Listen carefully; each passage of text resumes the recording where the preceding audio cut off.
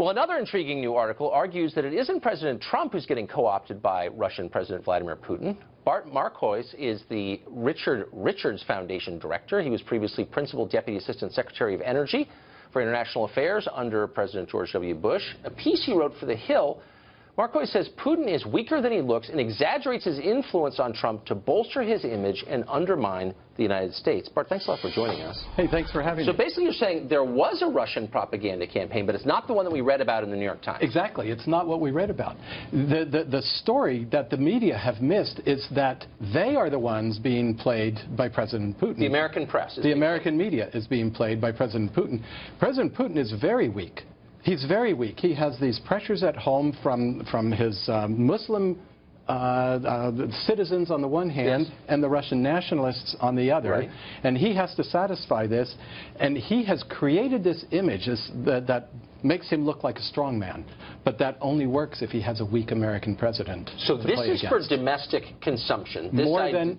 Yes. More than for international aims. So we're looking at this and saying, what does Putin want? Does he want us to back off on Crimea? Is it Ukraine that he's worried about? Syria? And you're saying he's unstable at home, and to shore up his support, he wants to make himself look like a puppet master. That's exactly right.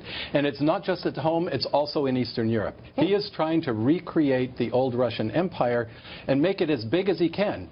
He's trying to say, look, I'm the puppet master, and I am expanding Russia, and I'm restoring the glory of old Russia. So it's all right, you Russians, that you're suffering, because it's sacrifice for the cause of the motherland. Boy, that's a familiar theme in Russian history. Yes, so what I didn't realize until I read your piece was that right after the election, when Democrats in this country were howling that Trump won because of Putin, the Russian media were parroting that. That's right.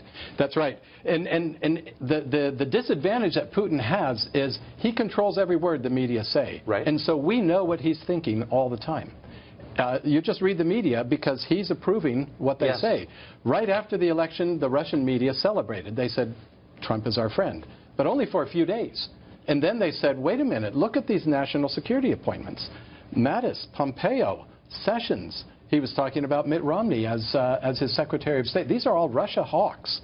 And they said, what's going on here? Interesting. And they went quiet for about 3 weeks. And then this narrative started from Putin, encouraging the belief that he was the puppet master. And then the Russian media piled in. And meanwhile, he had surrogates in Eastern Europe going around saying, hey, listen, you know, there's a new order, and it's us.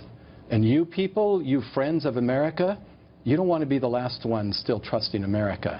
This bus is leaving. If you get on the bus with us right now, we'll take care of you. Well, the deep irony in this, in your theory, is that this would make the American media, which hates Trump, a dupe of Russian propaganda. They're the ones who are being controlled by Russian propaganda. Wouldn't be the first time.